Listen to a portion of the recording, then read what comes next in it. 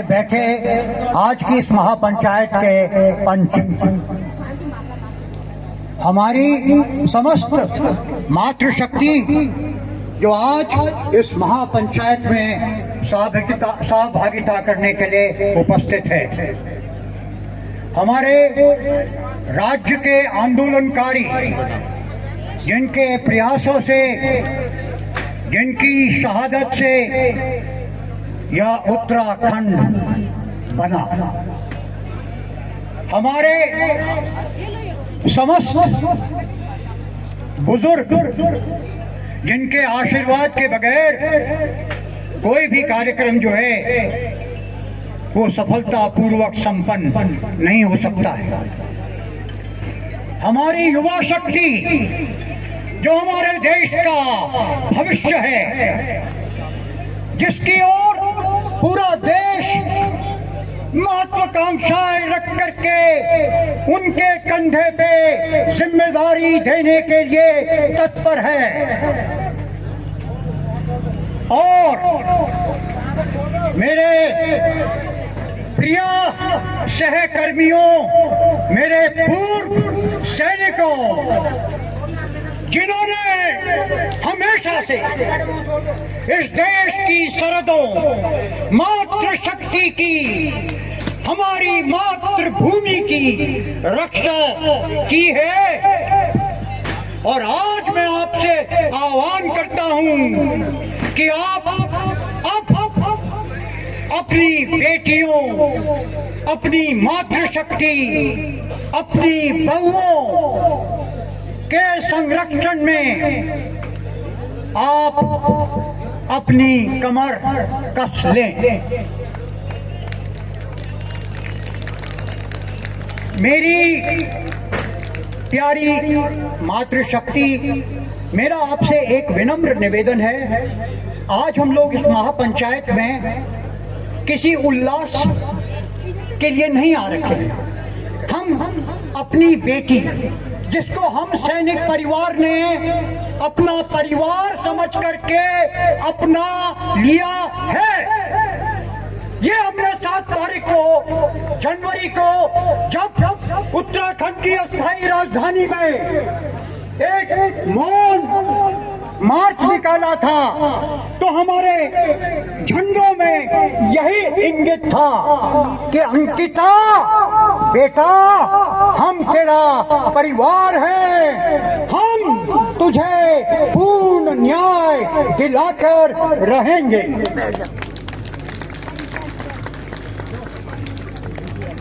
भाइयों और बहनों, हमारे शास्त्रों में ये लिखा गया है, अजो नित्यम शाश्वतोयम पुराणो, अजो नित्यम शाश्वतोयम पुराणो, न हन्यते हन्यमाने शरीरा। कहने का तात्पर्य है, ये शरीर नश्वर है, आत्मा अमर है। और आज मैं बेटी अंकिता आपकी आत्मा का आह्वान करता हूँ, आप इस महापंचायत की साक्षी बनिए। आपकी अध्यक्षता में ये महापंचायत का आयोजन किया जा रहा है। हमारे उत्तराखंड के शहीद, जिसमें हमारी मातृशक्ति बेलावती चौहान जी, हज्जा गहनाई जी वो हैं। मैं आपकी आत्मा को भी आह्वान देता हूं कि आप आइए, हमें अपना संरक्षण दीजिए, हमें अपना आशीर्वाद दीजिए। इसकी उत्तराखंड को घोर जरूरत है। मेरे भाइयों और बहनों, थोड़ा सा समझने की कोशिश करिए कि स्थिति क्या बन रखी है। अंकिता भंडारी उस परिवार से आती थी जिस परिवार के माधव भंडारी, उनकी वीर गाथाएं उनका त्याग अपने गांव मलेठा के लिए कौन नहीं जानता है। वो उस जाति से आती है जिसका चंद्र सिंह भंडारी, जो बाद में चंद्र सिंह गढ़वाली के नाम से मशहूर हो गया था। बेटी, तू भी उसी जाति की है और तूने बेटा अपनी शहादत दे करके इस उत्तराखंड का ललाट तूने ऊपर कर दिया है पूरे देश में। ये होती है शहीदों की कुर्बानी, जो अपने प्राण को न्यौछावर कर देते हैं, लेकिन पूरे समाज, पूरे प्रदेश, पूरे देश में एक आवाज भेज देते हैं। हम गरीब हो, हम महिला हो, हम पहाड़ी हो, हम सहज स्वभाव के हों, लेकिन हम टूटते नहीं और ना हम टूटेंगे। अंकिता का क्या अपराध था? उसका अपराध ये था कि वो एक बेटी है। उसका अपराध ये था कि वो एक लड़की है। उसका अपराध ये था कि वो एक कमजोर व्यक्ति है। नहीं, उसका अपराध ये था कि उसने सत्ता के सामने झुकने से मना कर दिया। अंकिता ने उन के व्यापारियों को साफ शब्दों में नहीं कहा और उस नहीं की कीमत उसको अपने प्राणों से देनी पड़ी। उसके प्राण की आहुति जो है वो आज हमारे लिए इतिहास बन गई है। मैं ये कहना चाहता हूं आप सब लोगों के सम्मुख कि हमने धामी से क्या मांगा था, क्या मांगा था पुष्कर से। हमने कहा था, हे पुष्करा, हमारी बेटी चल गई, वी का वास्ता न्याय कर दे, वी से न्याय दे तू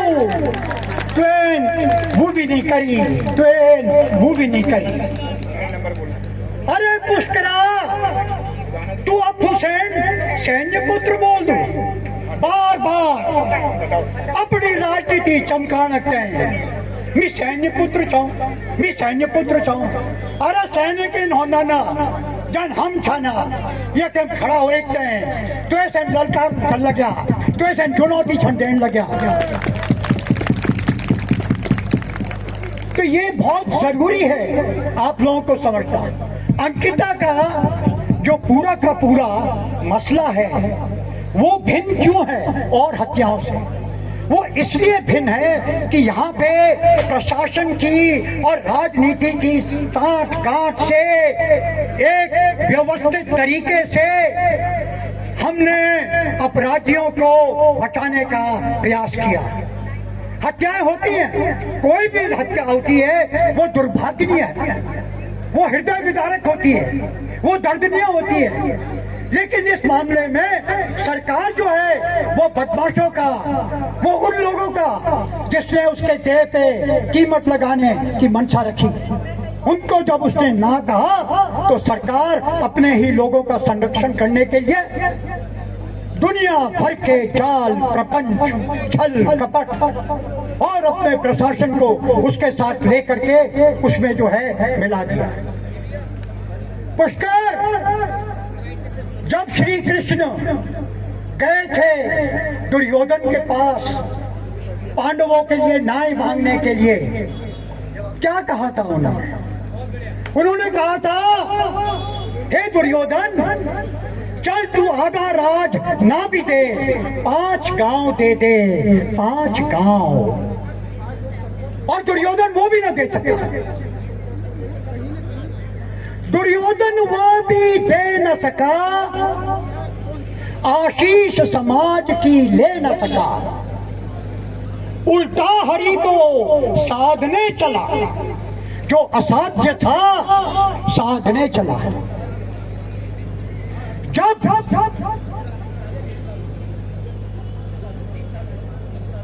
मनुष्य अपना विवेक खो देता है तो वह इस तरह के प्रपंच करता है। और फिर हरि ने क्या बोला? हरि ने फिर हुंकार भरी, हरि ने फिर हुंकार भरी और ये कहा, हे दुर्योधन, तू अगर न्याय नहीं ले सकता है और मुझे बांधने के लिए तू आया है तो ला अपनी जंजीर, बांध मुझे, साध मुझे। आज हम पुष्कर धामी को भी यही संदेश देना चाहते हैं, हे पुष्कर, बांध दे, साध दे। उत्तराखंड की जनता नहीं छोड़ेगी तुम्हें, कतई नहीं छोड़ेगी, ये बात निश्चित है। अपनी बात को विराम देने से पहले मैं ये कहना चाहता हूं कि ये मंच न तो राजनीतिक मंच है, ना भाषणबाजी का मंच है, ना फोटोग्राफी का मंच है, ना नारेबाजी का मंच है।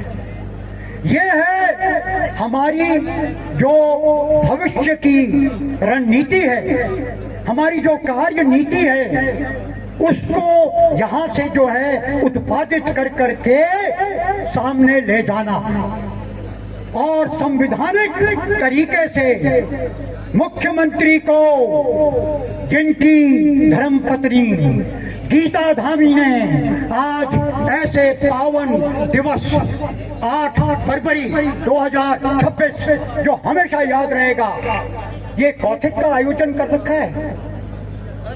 आपके लिए उल्लास है, आपके लिए कौथिक है, जहां हम लोग बेटी के न्याय के लिए विचलित हैं और प्रयासरत हैं।